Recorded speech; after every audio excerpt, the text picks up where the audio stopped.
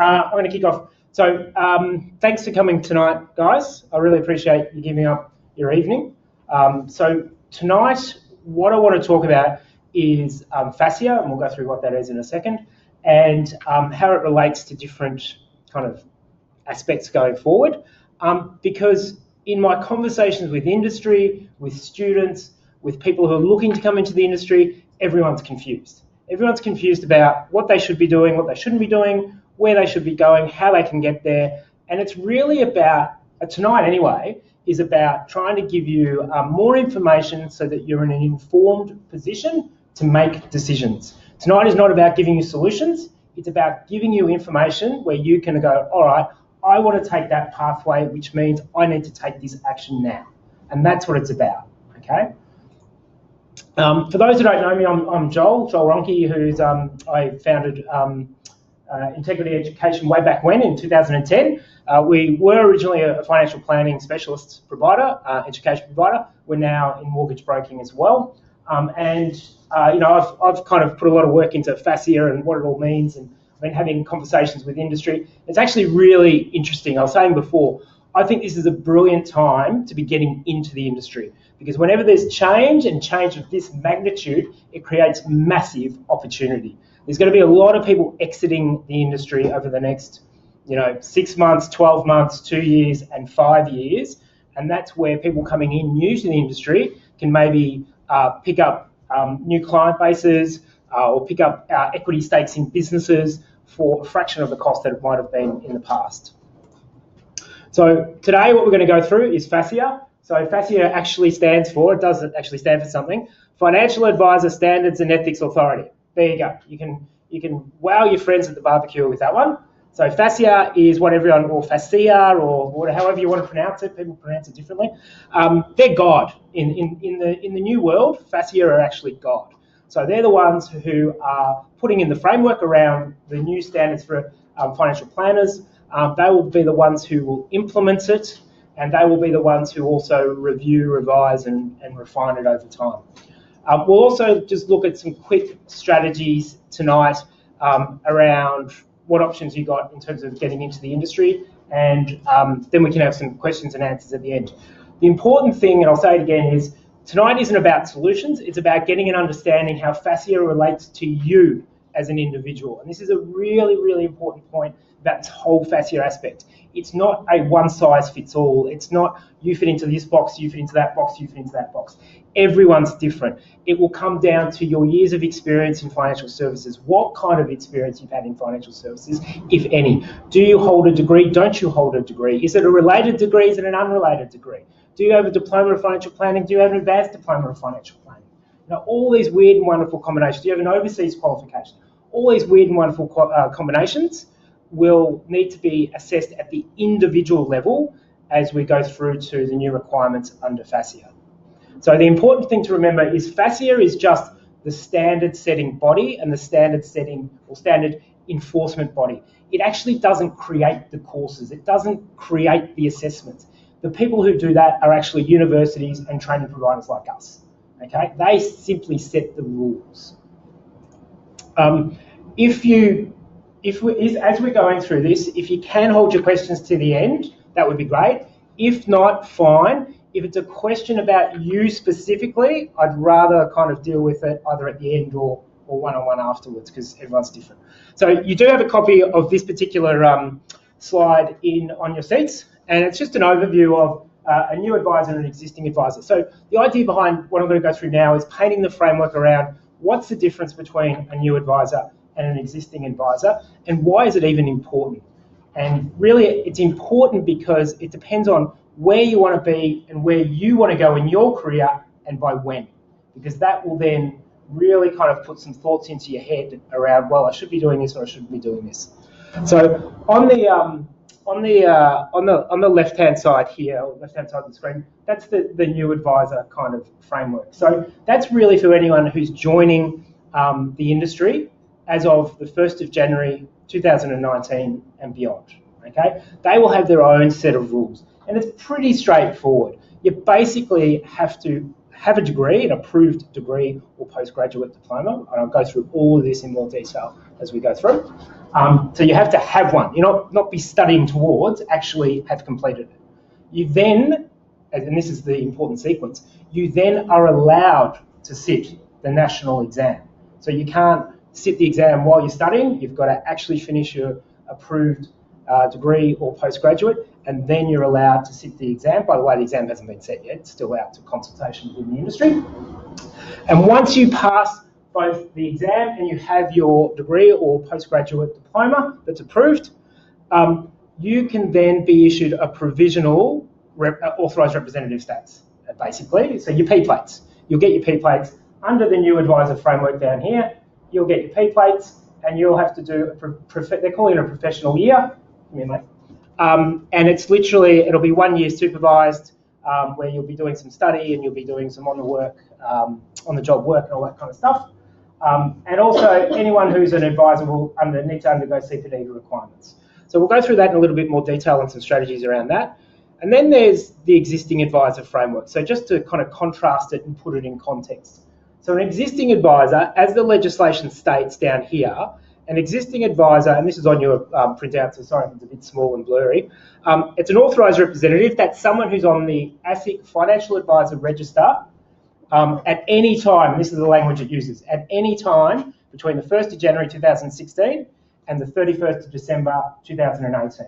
So everyone in this room who is not yet on the ASIC register, if you are keen to become an existing advisor, and I'll show you why in the next few slides why that is maybe beneficial to you, then you've got to start acting. If you're not already, you've got to start putting plans in place, and I'll run through a couple of strategies around that as well.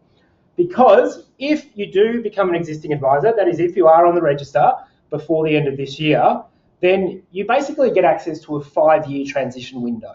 So instead of having to do all the things that we just talked about up front, you get 5 years to stagger that. So the way it's going to work is that in the first 2 years, you'll need to have passed the national exam. So it doesn't mean you don't have to do the same stuff as a new advisor. It just means you've got to do it in a bit of a different order. You've got to then go on and achieve a higher education, either a degree or a postgraduate or a bridging course, which we'll go through in more detail. And then you also got to keep up your CPD requirements. So it's really, at the end of the day, by the end of the 5-year transition, everyone's going to be on the same playing field. That is, everyone's going to have passed the exam, everyone's going to have increased their education up to a degree or a postgraduate level or so forth, and everyone will be doing CPD requirements as they go on. Okay, so what the whole idea behind this FASEA thing is, it's trying to lift the industry up over a 5-year period. So, and kicking off next year. So what's the difference between a new and existing advisor, and why is it important? Well, the main difference, or the difference, is as we talked about. It's, are you on the ASIC Financial Advisor Register by the end of this year, okay? And we'll go through the mechanics of that in a minute. It makes a world of difference because it does give you that 5-year transition. So it means you've got 2 years to pass the exam. So that's a big thing because, and not only do you have 2 years, as the legislation currently stands, you can fail it as many times as you like, and it won't be recorded on your register as long as you pass by the end of the second year. You've got till 2024 to undertake further studies based on your individual circumstances. So it's 5 years. You've got 5 years to get your house in order, basically your personal house in order, which is pretty good. And the beauty of this particular aspect as well is there's no professional year. Okay, if you get in before the end of this year, there's no professional year. Whereas new advisor, as we talked about before, anyone on or after the 1st of January, they must hold the approved degree or postgrad, they must pass the exam, and then they can become a provisional advisor, and then they have to undertake their professional year. So by becoming an existing advisor, that's the strategy. That is the biggest play. If you guys in this room are serious about getting into the industry and serious about kind of having flexibility with your career, getting in as an existing advisor, you've got 3.5 months basically. You've got the rest of August, and then you've got September, October, November. Okay? I know it's the 31st of December, but you've actually got to get all the paperwork done, lodged with ASIC and signed off by the 31st of December. Okay? So you've really only got to the end of November, 3.5 months. So that's why you've taken the first step. You're here tonight. 29 people said yes to tonight, and about half turned up. That's good. That's great. You guys are serious. You guys are serious about doing something, which is great. How do you become an existing advisor? Well, get on the register. How do you do that? You've got to become RG 146 compliant. So most people in this room are doing or have done or are on their way to completing the Diploma of Financial Planning and or Advanced Diploma of Financial Planning. Fantastic. It's not wasted. It still has value and it gets you in the door this side of this year. And in 2019, it provides you with credits towards higher education. So beautiful. It works both ways. And then, importantly, once you're qualified or you've got your RG 146, you've got to join a dealer group or an AFSL holder, whatever you want to call it. And I'll go through that in a minute. So by no later than the end of November. Okay, I've gone around and I've talked to a few of the dealer groups, and they've quite clearly said to me, you know, you're pushing it if you're in by the end of November, like pushing it because of Christmas. So the mechanics of it is, just so you understand why, is if I rock up to a dealer group, let's say in, I don't know, the start of November, and I want to join them as an authorised representative, either as an employee under an existing practice or my own practice, there's all the paperwork. So I've got to get police checks done. I've got to get my qualifications certified and all that kind of stuff. I've got to complete their paperwork. I've got to go through credit checks potentially. I've got to do a whole range of different things that, if I haven't already done them, take some days or weeks to get done. Then it's got to be packaged up, go through their compliance, and then it's got to be lodged with ASIC, and then ASIC have to process it. So, and you can imagine what kind of rush is going to be at the end of this year. It's going to be pretty crazy. So I'm just giving you guys are in a really good position because you're thinking about it now. A lot of people aren't thinking about it. Even people in the industry aren't thinking about it yet because it's still over the horizon for them. Strategies to become an existing advisor. Well, simple. So these are some of the quick wins, and these are some of the things that our students are doing. They're applying for entry-level roles. They're, you know, an associate advisor role, a client services officer role, a junior paraplanner role, anything to get their foot in the door, okay? Even if it means taking a step back in salary in some cases, because they're weighing up the existing advisor status as having some value for them going forward relative to being a new advisor under the framework. We can help you in that regard. We can put you in contact with recruitment agencies that specialise in financial services. You can help yourself by directly approaching firms. That's another thing that our students do. You might be ready to start your own practice, you know. Some people might have a good community to work, a good network to work. They may be coming from a large institution and be able to bring over a client base. Some people might be in accounting, bookkeeping or whatever, and they're moving over. Or they might be able to just start from scratch. I started a financial planning practice from scratch in 2004. It was hard work, but it's doable, you know. So if you can kind of find the right home, that's also an option. And lastly, volunteering. Believe it or not, we've got a guy in our advanced diploma course at the moment. He literally volunteered at a local, well, it wasn't even local, it was a 30-minute drive, so it wasn't that local. Yellow Brick Road. I don't know, does anyone know Yellow Brick Road in the room? Yep. So he basically literally knocked on her door and said, hey, I'm about to complete my diploma. You know, I'd like to volunteer to work for you for 1 day a week. It was a Friday, no pay, and he was the boy Friday. Mind you, this guy's in his mid-40s, so he's not. It's like, you know, so he's put himself out there. And then after a few weeks, something's happened, and she's come along and basically said to him, "We want to bring you on board before the end of the year. We want to keep you, and we want you to take advantage of the existing advisor status." So always remember that there's two sides to every story. There's your side, and there's also the side of the practice who's also facing these FASEA changes. You know, if I had a small financial planning business, FASEA would be worrying me because my talent pool, my ability to grow my business may shrink in 2019. So I may be willing to take a chance on someone who doesn't have much experience to get them in so that I've got flexibility to grow my business with them, potentially. So they're really effective strategies to try and get your foot in the door. It's all about action. In terms of if you do come on board as an existing advisor and you do manage to get your foot in the door in one of those ways, what does it mean? Well, over the next 5 years, so from 2019, and this is all in those handouts I've given you, so I'll talk through it and you've got the visuals there. you've got to understand your starting point. And this is what I meant earlier when I said everyone's different, everyone's, you're going to have different outcomes because everyone's starting from a different position. So, for example, if you manage to become an existing advisor by the end of this year, you're on the ASIC Financial Advising Register, but you don't hold a degree of any sorts, then by 2024, you will have to have completed either an approved degree, 24-unit degree, or a graduate diploma.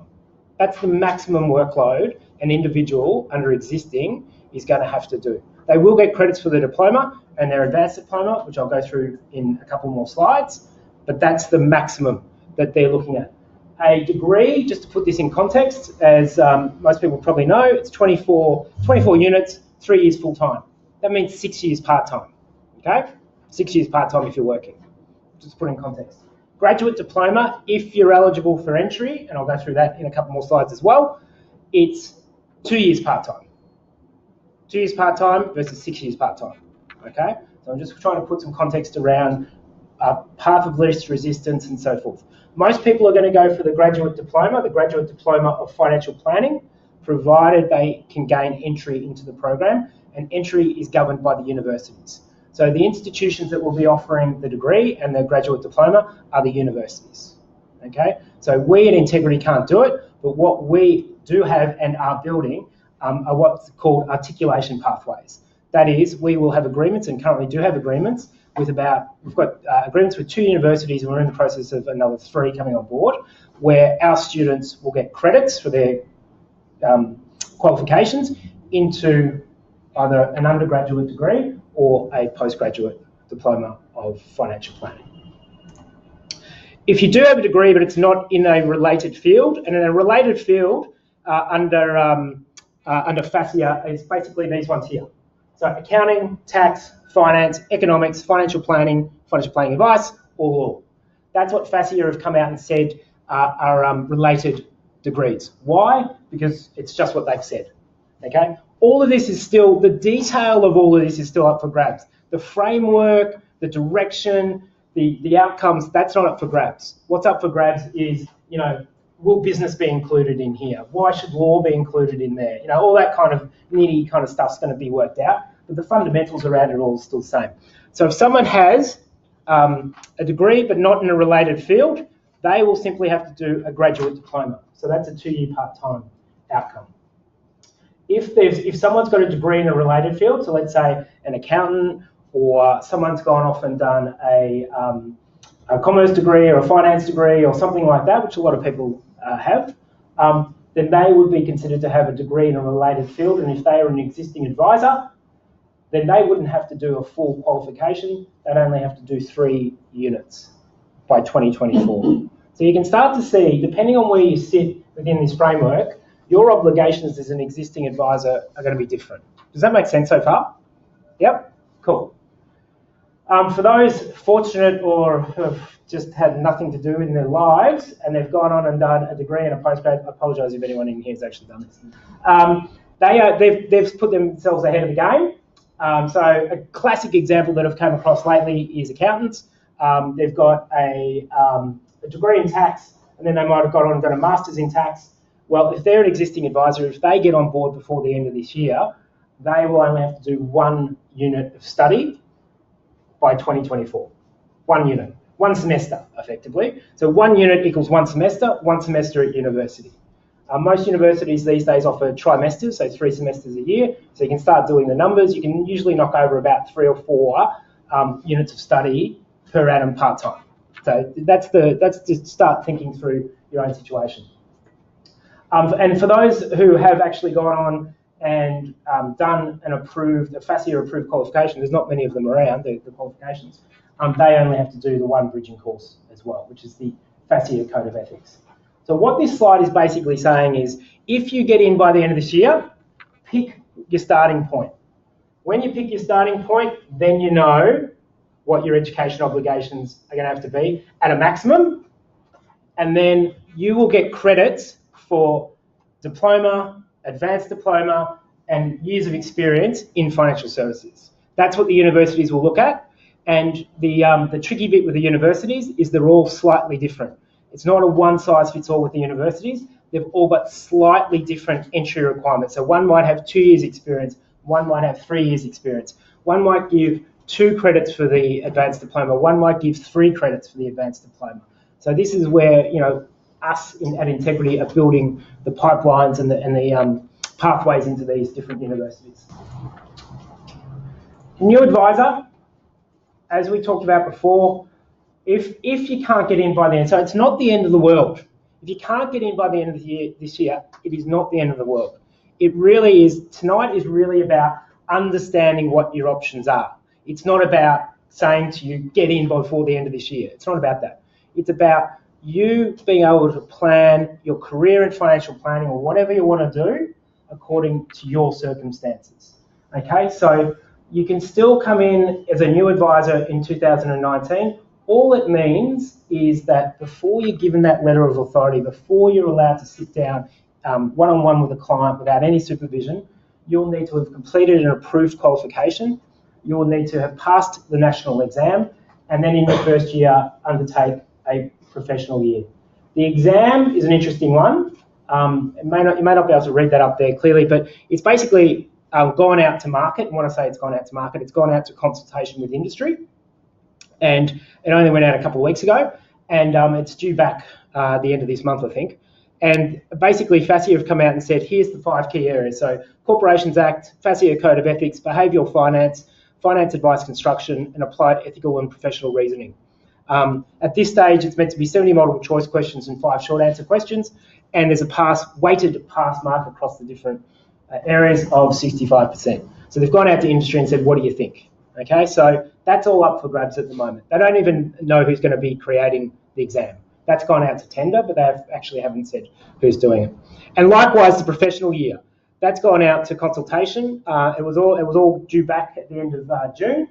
And what's come out so far is that the proposal is 800 hours of study, 1,000 hours of work within a 12-month period. So that's based on 37.5 hours a week over 48 weeks. But there's no other framework as yet around what that means and how it works and all that kind of stuff.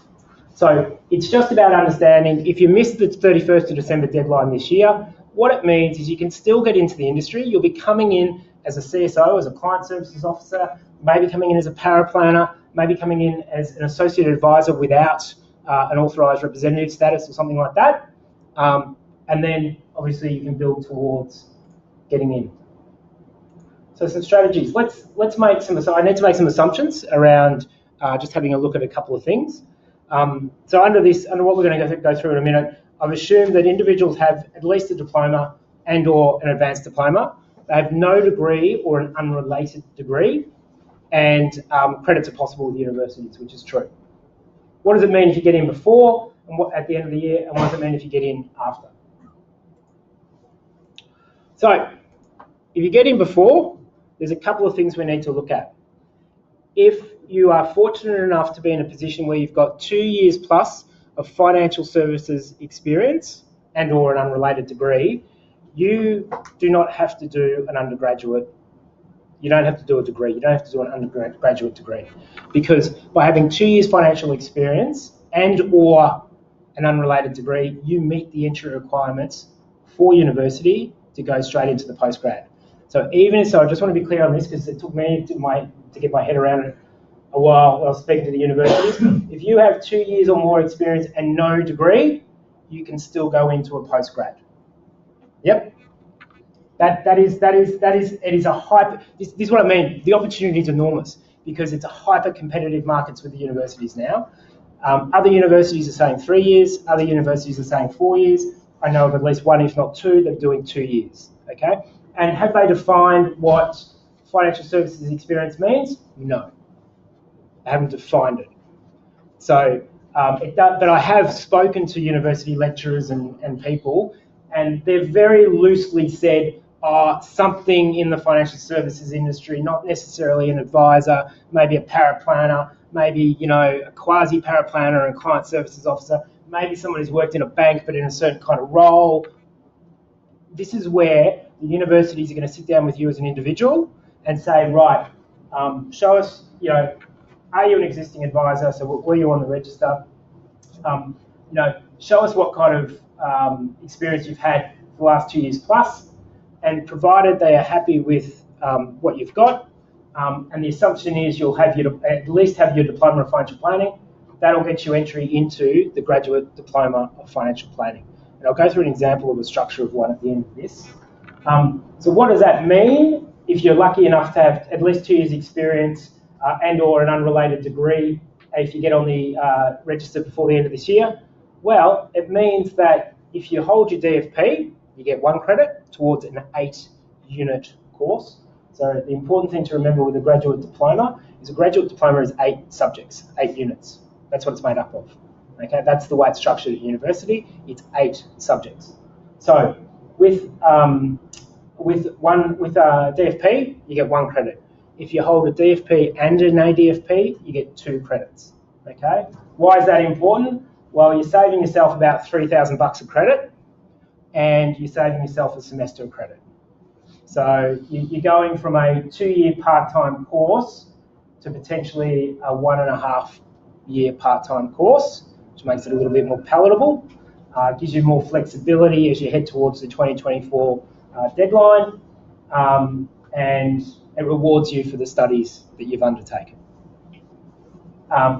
So I'll just stop there. Is there any questions on this one? Because this may be pertinent to people within the room. And then that's it. You don't need to do the degree. That's equivalent to the degree, is it? Correct. So the FASEA, good question. So the FASEA standards say that someone who meets these requirements, so as an existing advisor without a degree or has an unrelated degree, they must do a postgraduate. Yes, at least a postgraduate. If they don't meet, and then I suppose that goes into my next slide. For people who don't have 2 years experience, then they will have to do a bachelor's degree. Okay, so that's the tipping point. So in the last slide, it was about someone with 2 years experience. If someone has less than 2 years financial services experience, they won't meet the entry requirements that the universities have set, okay, into the postgraduate. That means they will be forced or funneled into a degree. Okay. Now, the degree means it's a 24-unit course. So 24 units with a degree, 8 units with a graduate diploma. It's just the way the hierarchy of the education system works in this particular case. With the 24 units, again, you do get credits, and it does vary across the universities. I've tried to pick about middle of the range here, like a couple of universities are offering this. So if you've done your DFP, you basically get 1 year off a 3-year degree. If you've done your ADFP and DFP, you get 12 credits. So you get half of the degree credited. If you're lucky enough to have financial services experience plus DFP and ADFP, you can get up, this is the highest I've heard and that we've got an agreement with, 14 credits. So all you have to do in that regard is if you are able to demonstrate 3 years financial services experience that this particular university was happy with, and you could give them a copy of your DFP and your ADFP at admissions, so when they go through the admissions process and you provide them with all that evidence, they will give you the 14 credits up front, and they will say, right, here's your 10 remaining subjects, and then they go through an individual planning process with you as to what subjects you need to complete, just like any university does. So you've gone from a 24-unit, 6-year part-time qualification to potentially a 10-unit, 2-year part-time qualification. So it becomes quite feasible and quite valuable. So again, by completing the DFP and by completing the ADFP, there's real value in getting those done and becoming an existing advisor. So does that answer your question around? Yep, perfect. So as I've said down here, it comes back to that same old thing. There's real value. It's if you are serious and you really want to get in, start looking for a job. If you want to start if you can or want to start your own business, look at doing that. If you want to volunteer and get in that way, go door knocking for local financial planning firms or anything like that. it's really up to you what you want to do and how you want to do it. But I'd suggest that if you are serious, act now and try and get in as early as possible. So strategies for a new advisor. So again, we're talking about people who we're talking about people who are joining next year. Look, it's the same kind of framework as we just talked about before. They're going to have to go, most likely they're going to have to go degree, because most people joining next year probably won't have the experience and so forth under their belts. But even with DFP and ADFP, they'll still get 12 credits towards a degree. Okay, so doing your DFP, doing your ADFP, even if it's next year that you join the industry, it's really, really valuable, because I can tell you right now, the DFP and the ADFP are less onerous and take less time and less heartache than you'll have with university structured courses, university structured assignments. Not only that, as you probably know, the people who are studying with us, we're open entry. You can enrol when you like, finish when you like, kind of go through at your own pace. University is very, very structured. You know, it's set semesters, set intakes. If you miss a subject in this semester, it may not be offered till the first semester the year later, and then you've got this whole rolling thing. Okay, so it's really important. So if you do get in next year, this is the pre-planning part. So if you're thinking, well, maybe I won't get in by the end of the year, but I'm still keen to get in, that's fine. Just start planning. If I do my DFP and I do my ADFP and I go down the degree route, then I'll probably get 12 credits. Come talk to us, come talk to myself or Jackie here, and we can start the conversation. We can put you in touch with a couple of universities, and then it's your choice as to who you go with, okay? Because they're not aligned with us, we're not them. We simply say, well, if you want to go here, or you want to go here, or you want to go here, these are the entry requirements, these are the possible credits that you're going to get, and these are the pros and cons. So this is an example of a graduate diploma of financial planning. So this is the one run by Deakin. At the moment, there's one offered by Deakin, Griffith, Western Sydney University, Charles Sturt. There's a couple others. Okay, there's going to be more undergraduate. There's going to be more degree level offerings in the market than there are going to be postgraduate diploma offerings. And quite simply, that's because it takes a lot more resource and a lot more academic kind of talent to get a graduate diploma off the ground and maintained. So as you can see, it's eight units, 7 core and 1 elective, and that's why they can give credits, because some of the stuff that's covered in the actual qualification aligns very well with the diploma and the advanced diploma. And what we do from our end is we send our courses to the universities. They have a look at them, they map them to their particular courses, and then they say, we can give you 1 credit here and 1 credit there. So if you've done the advanced diploma, you get 2 credits for this. And that's how it all kind of works. So it's not a hit and hope, it's guaranteed to go in. So that's just that one again. That's an important one just to maybe put up on your wall or whatever, but it gives you a really good kind of oversight and framework. It's up to date and it's accurate, and really it's just it's up to you which pathway you want to choose. It's getting harder and harder to go down the existing advisor route, but it still is possible.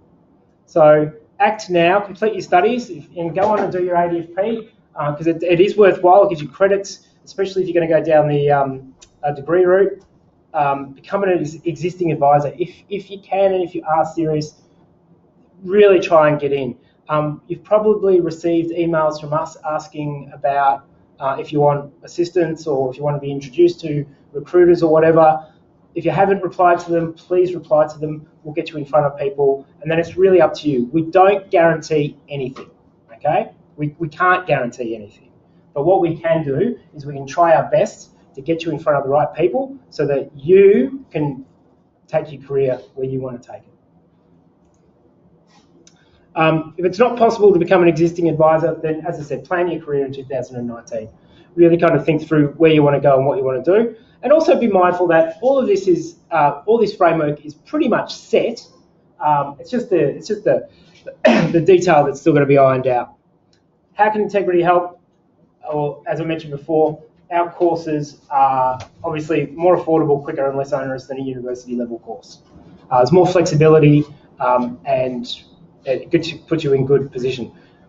We can introduce you to recruiters, to AFSLs, and to individual firms. So what I'm doing at the moment is I'm actually going out to the smaller AFSLs and directly approaching them to see if they are interested in taking on new recruits and new people into the industry, to take advantage of the existing advisor framework.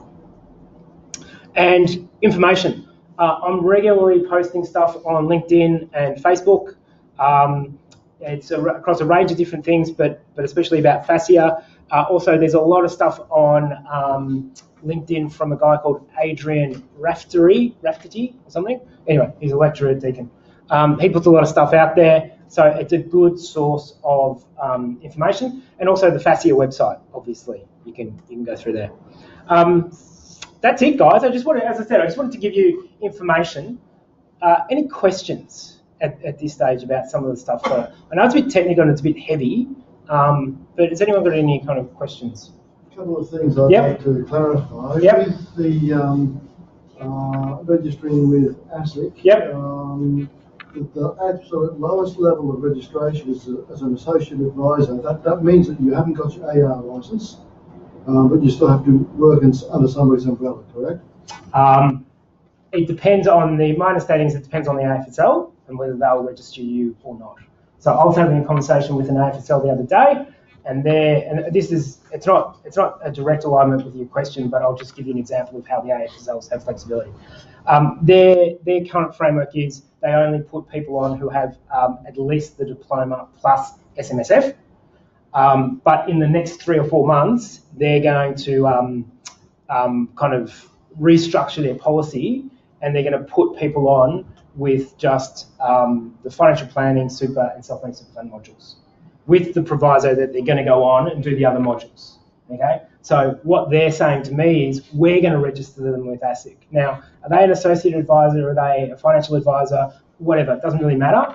They're being registered, and that's the key. So you're right. Some associate advisor roles won't be registered on the register or the ASIC financial advisor register. So if you are putting your hand up, and I have this question on the phone today. If you are putting your hand up for an associate advisor role, that would be the first question I would be asking is, does this lead to me being registered on the ASIC financial advisor register? Yeah. And the next question I've got is, if you are registered on the register before the end of the year, if you are fortunate enough to have an AR number, for example, so you can work under somebody's umbrella or jurisdiction, providing that happens before the end of the year, can you use the next 2 years, if you're obviously working in the area, as your year's experience in financial services industry for when you go for the university course? Do you want to read? So let's unpack the question because I'm not sure I'm understanding it. So you're on the register before the end of the year, which means you're an existing advisor. As an AR, you've got your AR number. So you're an existing advisor, as defined under FASEA. Okay. And then in 2019, what happens? You're looking. I mean, we're all going to need to be an equivalent of degree qualified by 2024. Okay. To some level, yeah, correct. And to expedite the process of getting there, one of the things that you can claim is the 2 years experience, the 2 years work experience. Now, if you haven't got that at the end of the year, but you're working under somebody's umbrella with an AR number, and over the next 2 years, that takes you to 2020, let's say, you've got your 2 years experience, and then you go to enroll for the university course. Does that count? Yes. Good. And that's why that's a brilliant question, because that's exactly the line of thinking you need to be going through, and that's the detail you need to be planning with, because yes, you get your 2 years, but as you know through asking the question, you're getting towards the end of the 2024, so you better make sure you know where you're going to go after you get your 2 years experience. Because if you then are going to a postgrad, and you go to a postgrad, and you know because you've done X, Y, Z, you're going to get 2 credits or 3 credits or 4 credits, you then map out what you need to do by 2024 And then I've got to do this number of units per semester. I've got to build in a safety catch for failing, if that's the case, and blah, blah, blah, blah, blah. Okay? Because if you don't hit that mark, you lose your AR, and you go back to new advisor status. But yeah, no, exactly right. So there will be some people in the industry who will be doing exactly that. They'll be kind of waiting till they hit that 2-year mark or that 3-year mark, whatever it is, and then they'll be going, bang. Yeah, good question. Great question. Any other? Yep. If you're degree qualified yep. and are G146 compliant by the end of the year, but don't get a job and become a new advisor, what are the additional units to study?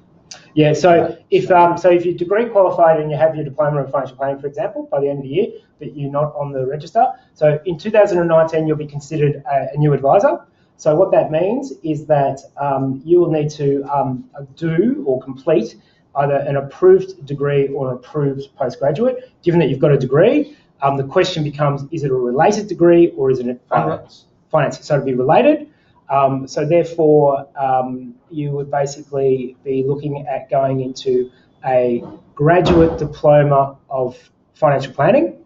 So you would have to complete a graduate diploma of financial planning. You'd get credits for your DFP, and depending on the university, you would also get X number of credits for your degree.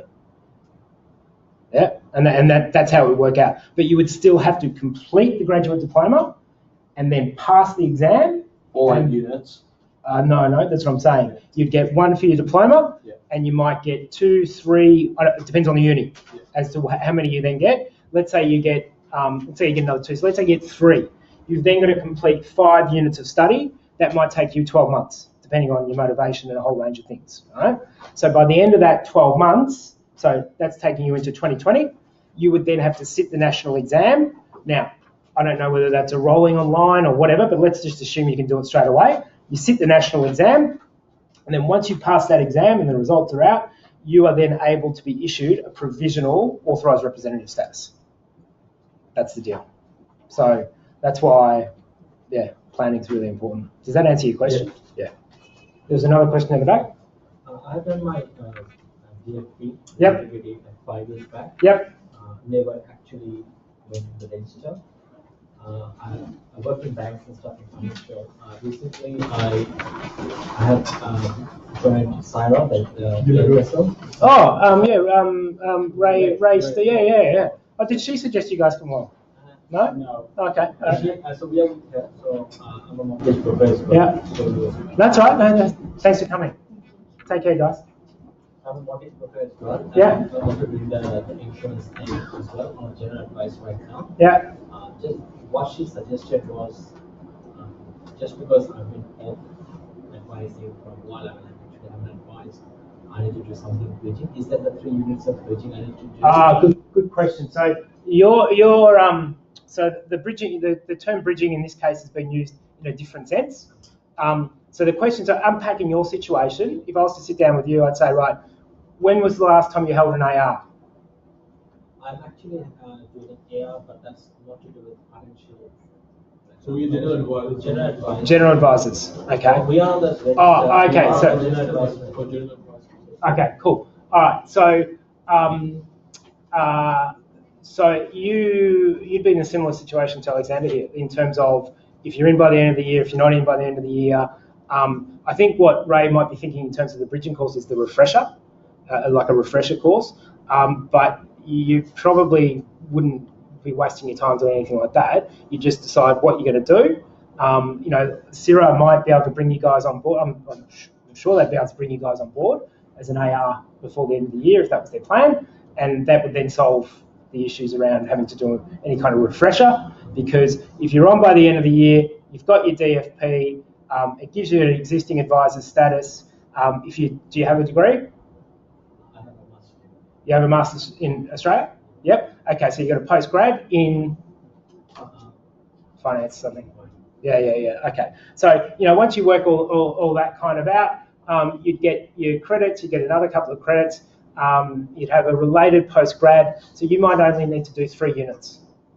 Question or maybe 1 right now is, I know we're looking at 31st December 2020. Yep. That's the thing we're looking at right now. I guess we still have 2 years after that. Yep.